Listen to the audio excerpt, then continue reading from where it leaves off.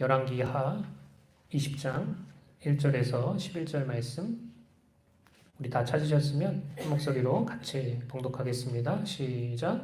그때 히스기야가 병들어 죽게 되매 아모스의 아들 선지자 이사야가 그에게 나와서 그에게 이르되 여호와의 말씀이 너는 집을 정리하라 내가 죽고 살지 못하리라 하셨나이다. 히스기야가 낯을 벽으로 향하고 여호와께 기도하여 이르되 여호와여 구하오니 내가 진실과 전심으로 주 앞에서 행하며 주께서 보시기에 선하게 행한 것을 기억하옵소서 하고 히스기야가 심히 통곡하더라. 이사야가 성읍 가운데까지도 이르기 전에 여호와의 말씀이 그에게 임하여 이르시되 너는 돌아가서 내 백성의 주권자 히스기야에게 이르기를 왕의 조상 다윗의 하나님 여호와의 말씀이 내가 내 기도를 들었고 내 눈물을 보았노라. 내가 너를 낫게 하리니 내가 3일 만에 여호와의 성전에 올라가겠고 내가 내 날에 15년을 더할 것이며 내가 너와 이 성을 아수르 왕의 손에서 구원하고 내가 나를 위하고 또 내 종 다윗을 위함으로 이 성을 보호하리라 하셨다 하셨더라. 이사야가 이르되 무화과 반죽을 가져오라 하매 무리가 가져다가 그 상처에 놓으니 나으니라. 히스기야가 이사야에게 이르되 여호와께서 나를 낫게 하시고 3일 만에 여호와의 성전에 올라가게 하실 무슨 징표가 있나이까 하니 이사야가 이르되 여호와께서 하신 말씀을 응하게 하실 일에 대하여 여호와께로부터 왕에게 한 징표가 임하리이다. 해 그림자가 10도를 나아갈 것이니이다. 혹 10도를 물러갈 것이니까 하니 히스기야가 대답하되 그림자가 10도를 나아가기는 쉬우니 그리할 것이 아니라 10도가 뒤로 물러갈 것이니이다 하니라. 선지자 이사야가 여호와께 간구하며 아하스의 해시계 위에 나아갔던 해 그림자를 10도 뒤로 물러가게 하셨더라. 아멘. 할렐루야. 여러분 히스기야가 왕이 오를 때 남유다의 그 상태는 마치 벼랑 끝에 서 있는 상태와 같았습니다.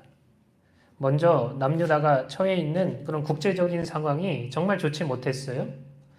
히스기야 왕 때 이미 형제 나라였던 북이스라엘은 아수르에 의해서 멸망당했습니다. 나라가 사라져 버렸어요.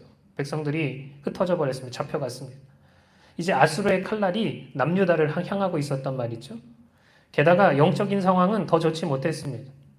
영적인 각성이나 부흥의 기미가 보이지 않았고 전체적으로 침몰하는 배와 같았다는 거예요. 계속해서 악한 왕들이 일어나서 백성들을 악한 길로 이끌고 멸망이 지금 눈앞에 실제적으로 보이기 시작했단 말이죠.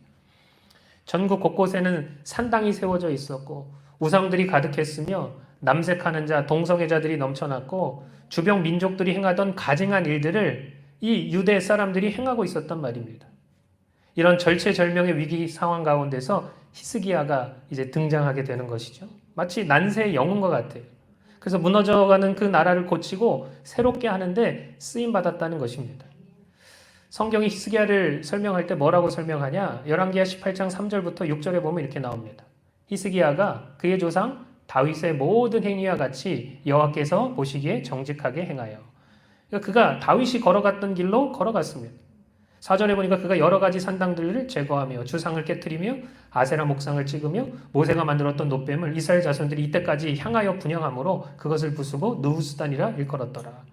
그러니까 여러 가지 산당들과 우상들을 제거했다는 거예요. 특히 백성들의 삶 속에 뿌리 박혀 있는 이 산당의 문화를 제거한다는 것은 쉬운 일이 아니었습니다. 백성들이 불평했겠죠? 원망했겠죠? 반발했을 것입니다. 그런데 이런 것들을 무릅쓰고 이 일을 해냈단 말이죠. 또한 그가 여기 보니까 뭐라 그랬냐? 여호와를 의지했는데 그와 같은 왕이 전무후무했다. 그렇게 기록해 놓고 있습니다. 특별히 아수르 군대가 예루살렘을 에워싸고 히스기야 왕에게 위협하는 편지를 보냅니다. 서신을 보냅니다. 히스기야도 두려웠어요. 히스기야도 마음이 졸였습니다. 그런데 그 편지를 가지고 하나님께 나아가서 하나님께 그 편지를 펴고 나서 하나님께 기도하며 매달리는 장면이 나옵니다. 저는 이 장면이 너무나도 인상적이에요. 그 편지를 하나님께 펴드리면서 하나님, 제가 의지할 분은 하나님밖에 없습니다. 하나님 처리해 주십시오. 히스기야가 여호와께 연합하였고 히스기야가 하나님으로부터 떠나지 않았다. 그렇게 이야기하고 있어요. 꽤 많은 왕들이 배반하고 하나님을 배반하고 그 마음이 변질되었는데 히스기야는 그렇게 하지 않았다는 거예요. 그리고 그는 율법을 철저하게 지켰습니다. 하나님을 사랑하고 하나님을 섬긴다는 것이 무엇으로 드러나요? 무엇으로 증명할 수 있겠어요? 다른 어떤 것이 아니라는 거예요. 말로만 한다고 되는 게 아니라는 거예요. 하나님을 섬기고 사랑한다는 것은 결국 하나님의 계명을 지키는 것으로 증명할 수밖에 없습니다. 그렇게 드러나는 거예요. 다른 것으로 드러나는 게 아니란 말이죠. 이스라엘은 하나님의 백성이라는 커다란 자부심을 가지고 있었어요. 또 율법을 가지고 있었고 하나님께서 임재하시는 그런 언약궤를 가지고 있었습니다. 그런데 그들은 율법도 잘 지키지 않고 하나님의 언약궤도 무시했단 말이죠. 하나님의 임재가 있는데 그 임재를 상징하는 언약궤를 무시하고 내팽개치고 자기들 멋대로 산마다 동네마다 산당을 세워가서 거기서 하나님을 섬긴다고 그렇게 했으니 이게 말이 안 되는 이야기죠. 그런 가운데 히스기야가 얼마나 하나님 앞에 온전히 행하고 하나님을 향한 사랑과 믿음이 참이었음을 증명했는지 하나님께서 히스기야를 너무나도 기뻐하셨다는 거예요. 특히 여러분, 하나님께서 천사를 통해서 아수르 군대 18만 5천 명을 쳐 죽인 것은 정말 놀라운 기적 중에 하나였습니다. 열왕기하 19장 35절에 보니까 이렇게 나와 있죠. 이 밤에 여호와의 사자가 나와서 아수르 진영에서 군사 18만 5천 명을 친지라. 아침에 일찍이 일어나 보니 다 송장이 되었더라. 이렇게 이야기하고 있어요. 보통 여러분 이스라엘이 전쟁할 때 하나님이 많이 개입하셔서 역사하셨습니다. 그러면 놀라운 전략을 통해서 이기든지 아니면 더 특별한 경우는 우박과 자연재해가 일어나기도 하고요. 그러니까 어쨌든지 대부분의 경우는 붙어서 싸워가지고 이겼단 말이에요. 피지컬하게. 하나님이 도와주시긴 하셨지만 그것도 기적이지만 그런데 여러분 이런 히스기야와 같은 경우는 너무나도 특별한 경우라는 거예요. 이스라엘이 이 전쟁에서 물리적으로 한 게 아무것도 없습니다. 그저 히스기야가 하나님 앞에 눈물을 흘리며 기도했는데 하나님 앞에 간절히 매달렸을 뿐인데 하루 아침에 18만 5천 명의 군사들이 송장이 되는 놀라운 역사가 일어나게 됐단 말이죠. 여러분 이 사건은 하나님께서 히스기야를 얼마나 사랑하고 아끼시는지 하나님이 어떻게 그렇게도 히스기야 편에 서셨는지를 우리가 정말 절실하게 느낄 수 있단 말이죠. 오늘 본문 말씀에서 또한 하나님께서 히스기야를 얼마나 존중하시고 그의 말을 들어주셨는지 알 수 있는 사건이 나옵니다. 히스기야에게 갑자기 문제가 생기죠? 1절에 보니까 어떻게 됐어요? 히스기야가 병들어 죽게 됐다 그랬습니다. 하나님께서 이사야를 보냅니다. 야, 이제 너는 집을 정리하고 이제 죽을 준비를 해라. 주님 말씀하셨다는 거예요. 히스기야가 죽을 병에 걸리고 하나님께서 삶을 정리하라고 그렇게 말씀하셨다는 거죠. 이게 얼마나 갑작스러운 일입니까? 게다가 왕이 된 지 14년밖에 되지 않았어요. 벼랑 끝에 몰려있던 나라를 올바로 세우고 영적으로 갱신하고 부흥을 일으키고 있었는데 지금 죽기에는 너무나도 억울한 게 많았습니다. 지금 죽기 싫었어요. 게다가 병들어서 죽게 되니 이 왕의 면이 서지 않는 거예요. 특별히 무화가 이걸 해가지고 붙였다고 보니까 피부병이 들어온 거 아닙니까? 그러니까 이스라엘에서 이 피부병은 정말로 좋은 징조가 아닙니다. 그러니까 면이 서지 않는 것이죠. 그래서 그가 하나님께 나아가서 매달려 간절히 살려달라고 기도합니다. 2절과 3절을 보세요. 우리 한번 같이 한번 읽어볼까요? 시작. 히스기야가 낯을 벽으로 향하고 여호와께 기도하여 이르되 여호와여 구하오니 내가 진실과 전심으로 주 앞에서 행하며 주께서 보시기에 선하게 행한 것을 기억하옵소서 하고 히스기야가 심히 통곡하더라. 이렇게 기록해 놓고 있어요.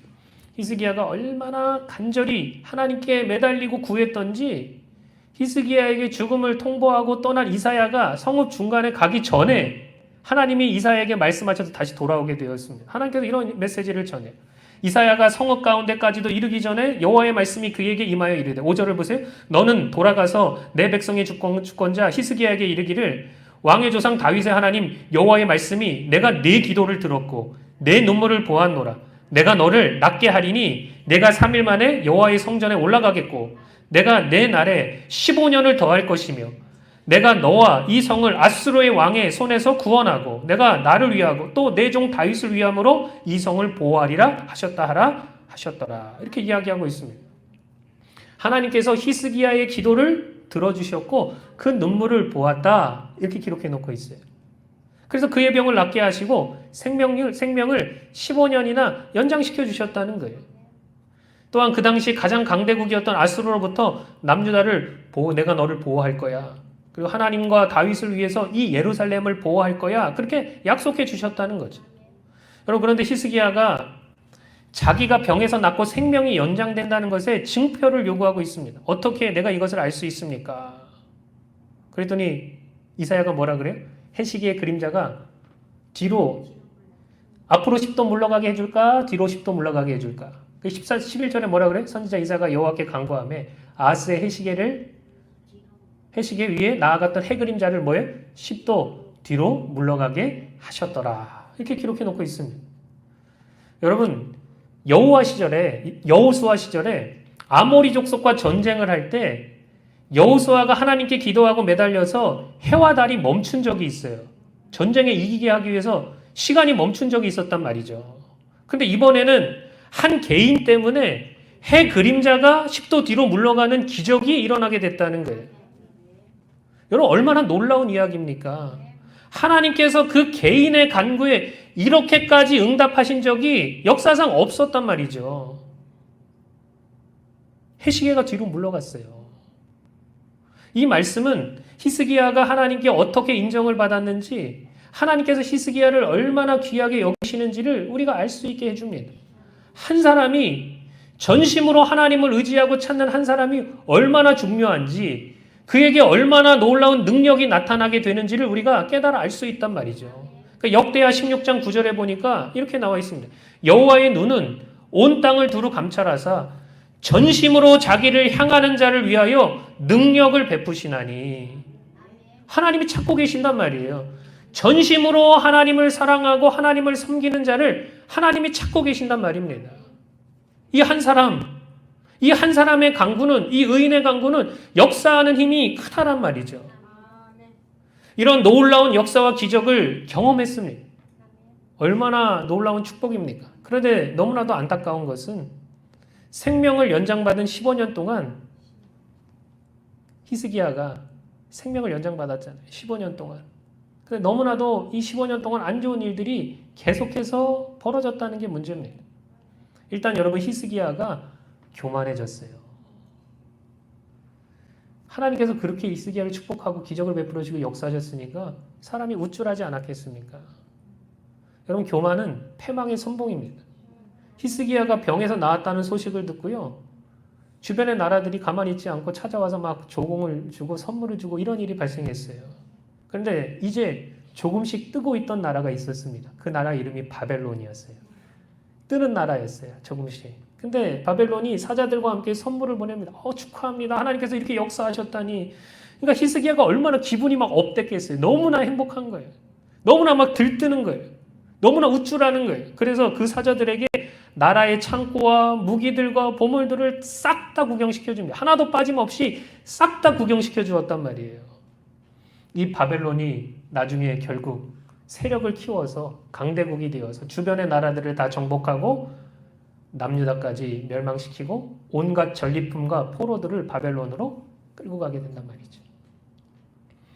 여러분, 게다가 더 큰 문제가 발생하게 되는데, 여러분, 이스라엘이 이 남유다가 어떤 왕 때문에 결국은 망했다 그랬어요? 우리가 지난주에 우리가 말씀을 나눴는데 므낫세 때문에 망했다 그랬습니다. 요시야라는 왕이 이 남유다의 마지막 선한 왕이었어요. 히스기야의 손자입니다. 아버지가 므낫세예요.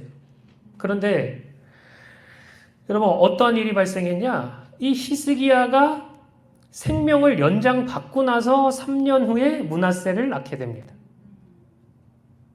이 므낫세가 남유다의 가장 극악무도한 왕이 되었어요. 그래서 이 므낫세의 악행으로 인해서 요시야의 종교 개혁에도 불구하고 남유다가 망하는 결정적인 원인을 제공했다는 거예요.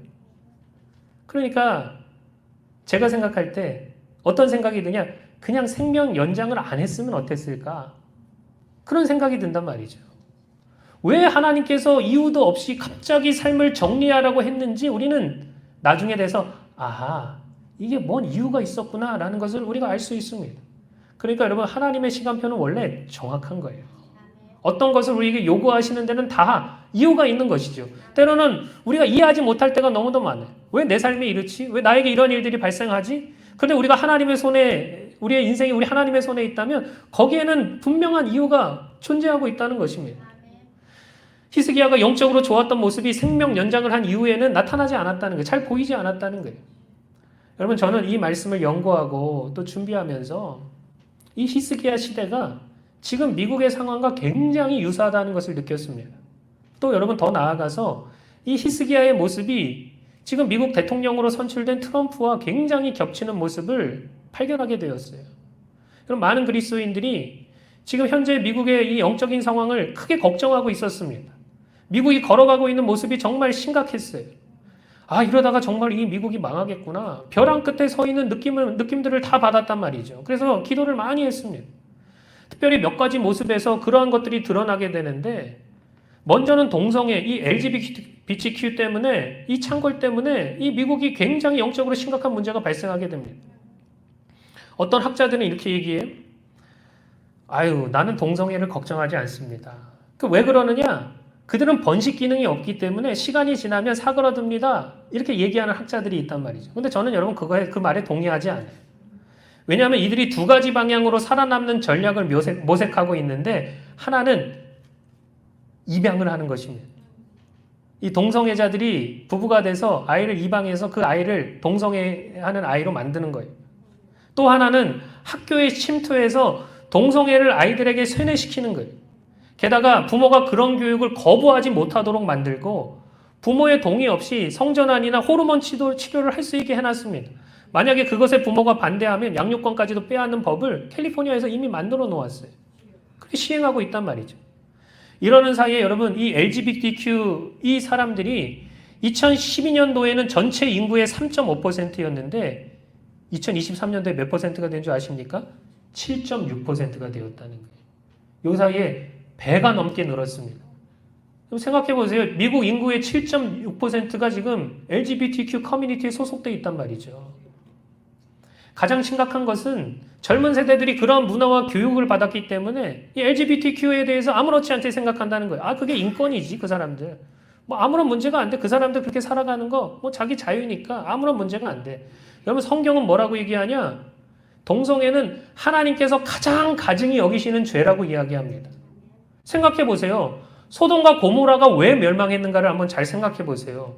하나님께서 직접 하늘로부터 불과 유황을 내려서 그 성을 멸망시켜 버렸습니다. 뭐 때문에요? 동성애 때문에. 미국이 지금 하나님의 심판을 받아서 망한다면 가장 큰 이유가 뭐냐? 동성애 때문에 그렇단 말이죠. 다른 것 때문이 아니고 동성애 때문입니다. 이게 하나님께서 가장 가증히 여기는 죄가 된단 말입니다. 유다서 1장 7절을 보면 이렇게 나와 있습니다. 소돔과 고모라와 그 이웃 도시들도 그들과 같은 행동으로 음란하며 다른 육체를 따라가다가, 동성애잖아요. 영원한 불의 형벌을 받음으로 거울이 되었느니라. 이렇게 이야기하고 있습니다. 그러니까 사람들은 이 동성애가 얼마나 영적으로 심각한지를 모르고 여사로 받아들이고 가볍게 생각한다는 게 문제입니다. 또 하나의 문제가 있어요. 미국이 지금 영적으로 너무나도 어려운 상황 가운데 있다는 것을 나타내는 징표. 이게 낙태의 문제라는 거예요. 여러분, 태아는 말이 없습니다. 낙태로 인해서 죽임을 당했는데 그 억울함을 이 땅 누구에게도 호소하지 못해요, 태아들은. 그런데 여러분, 하나님은 듣고 계신단 말이죠. 태아도 생명이고 태아를 품은 엄마의 생명도 중요해요. 그러니까 엄마의 생명이 중요하듯이 또한 동일하게 태아의 생명도 너무나도 중요하다는 거예요. 그런데 이 땅에서 아무렇지도 않게 서슴없이 낙태를 자행하고, 그러면 그것이 그냥 뭐 큰 문제가 아닌 것처럼 그렇게 포장하고 있단 말이죠. 여러분, 1년에 미국에서 낙태가 얼마나 자행되는지 아십니까? 저는 자료를 찾아보다가 너무나 큰 충격을 받았어요. 잘 보이시나 모르겠는데 지금 2012년도부터 2021년까지 통계가 나와 있습니다.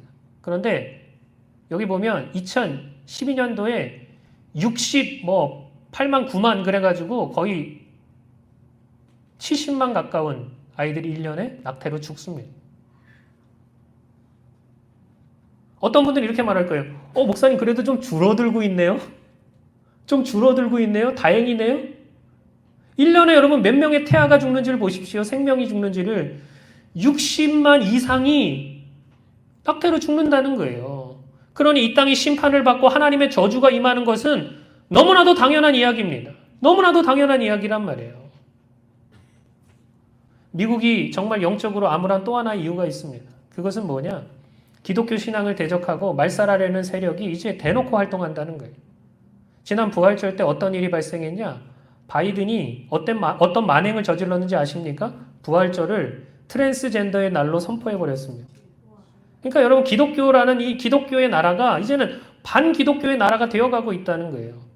성경대로 믿고 성경대로 가르치면 이제 법의 제재를 받고 목사들이 설교할 때 진리를 제대로 전하지 못하고 위축되는 상황들이 발생하고 있단 말이죠. 텍사스는 그나마 낫지만 그렇지 않다는 거예요. 유튜브에도 이런 내용이 올라가면 어느새 채널이 정지되고 삭제될 가능성이 굉장히 높습니다. 이런 상황 속에서 많은 그리스도인들이 트럼프가 대통령이 되었다고 안도하고 많은 기대를 걸고 있어요. 적어도 우리가 4년은 벌게 되었다. 특별히 여러분 트럼프가 펜실베니아 연설 중에 암살하려는 그 스나이퍼가 총을 쏴서 총알이 귀를 스치고 지나간 장면이 있지 않았습니까? 많은 사람들이 그 장면을 보고 이거는 하나님께서 개입하셔서 신의 개입이다. 이건 기적이다 말하는 사람들이 굉장히 많습니다. 트럼프 자신도 뭐예요? 이건 하나님께서 내 목숨을 살려주셨어. 그리고 내 목숨을 살려주신 데는 분명한 뜻이 있을 거야. 이렇게 고백하고 있지 않습니까? 마치 히스기야가 생명을 연장받았듯이 그렇게 트럼프도 생명을 연장받았단 말이죠. 저는 트럼프가 좋은 정책을 잘 펴고 또 이 나라를 올바른 길로 돌이키기를 간절히 기대하고 또 기도하고 있습니다. 그러나 여러분 우리가 명심할 게 있어요. 여러분 리더가 잘한다고 꼭 나라가 바뀌는 게 아니라는 사실을 우리가 명심해야 됩니다. 히스기야는 하나님이 원치 않는 더러운 우상의 문화, 가증한 짓들로부터 백성들을 돌이키기 위해서 정말 최선을 다하고 애를 썼습니다. 히스기야는 잘했어요. 그런데 여러분 백성들은 그렇게 하지 못했다는 거예요. 어떻게 합니까? 그의 아들 므낫세가 왕이 되자마자 백성들이 언제 그랬다느니 지금 바로 돌변해서 우상을 쫓아서 더러운 문화와 가증한 짓들을 행했다는 거예요. 그 말은 뭐예요? 히스기야는 열심히 백성들을 돌이키기 위해서 노력했지만 백성들이 따라주지 않았다는 것입니다.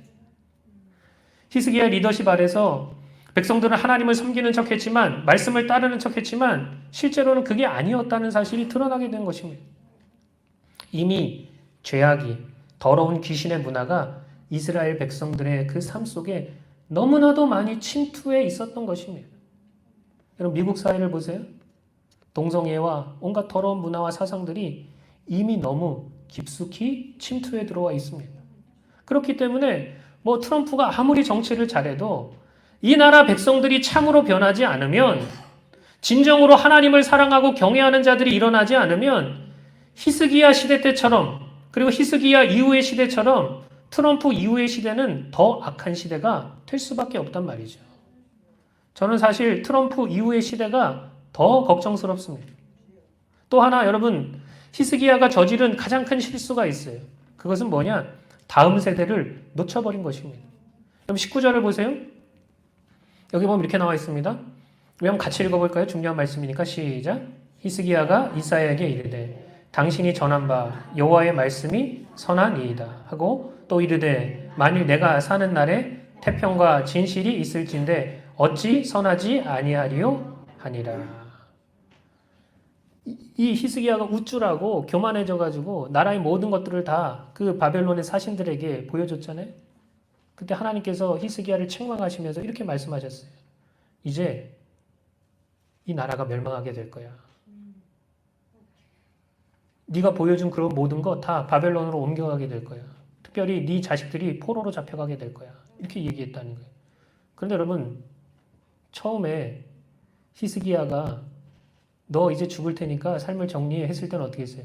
하나님께 엎드려서 매달리고 간구했는데 하나님께서 이제 이 나라가 멸망할 거야. 네 자식들이 포로로 잡혀가게 될 거야. 했을 때 히스기야가 뭐라고 얘기하는지를 보세요. 여호와의 말씀이 선하나이다. 그리고 이르되 내가 사는 날에 태평과 진실이 있을진데 어찌 선하지 아니하리요. 히스기야는 다음 세대에 관심이 없었어요. 자기 시대에 태평과 진실이 있는 것으로 만족했다는 것입니다. 특별히 그의 아들 므낫세를 영적으로 올바른 방향으로 이끌었어야 했는데 그렇게 하지 못했다는 거예요.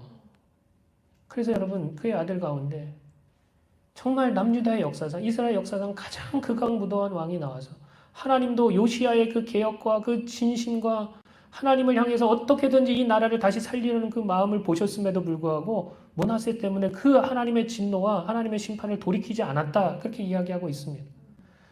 다음 세대를 놓치니까 나라의 영적인 운명이 금세 벼랑 끝에 몰리게 되고 결국 몇 세대 후에 나라가 망하는 비참한 결과를 얻게 되었단 말이죠. 이런 사건이 여러분 우리에게 본보기가 됩니다. 여러분 가운데 트럼프 대통령을 좋아하시는 분도 계시고 그렇게 나는 그 사람 싫어하시는 분들도 계실 거예요. 그런데 여러분 우리가 분명히 알아야 될 것은 우리는 사람을 믿고 의지하는 자들이 아닙니다. 우리는 예수 그리스도를 믿고 따르는 자들인 줄로 믿습니다. 트럼프가 구원자가 아니에요. 제가 트럼프를 지지하고 그를 위해서 기도했지만 그렇다고 해가지고 트럼프가 우리의 구원자가 아니에요. 대통령이 중요합니다. 우리는 이번 선거 결과를 보면서 4년을 벌었다고 안도하고 있어요. 그리고 대통령에게 히스기야와 같은 그런 리더십을 기대하고 있습니다. 물론 대통령이 중요하죠. 그리고 대통령과 정치 지도자들을 위해서 우리가 기도해야 됩니다. 그러나 여러분 더 중요한 것은 뭐냐? 우리 각자가 하나님을 정말로 사랑하고 그분을 경외하면서 전심으로 예수를 믿고 따르는 게 중요하단 말이죠. 이게 되지 않으면 어느 순간 이 나라는 멸망의 길로 접어들 수밖에 없습니다. 또한 우리 자녀들이 하나님을 배반하는 세대가 아니고 더 하나님을 사랑하고 전심으로 섬기는 세대가 되도록 우리가 정말로 힘을 다해서 그들을 서포트해야 된단 말입니다. 그렇지 않으면 여러분 트럼프 이후의 시대는 더 어둡고 더 더러워질 것이고 종말은 더 가까이 오게 될 것입니다. 우리와 우리 자녀 세대가 정말 하나님을 사랑하고 경외하는 세대가 되기를 주님의 이름으로 축복합니다.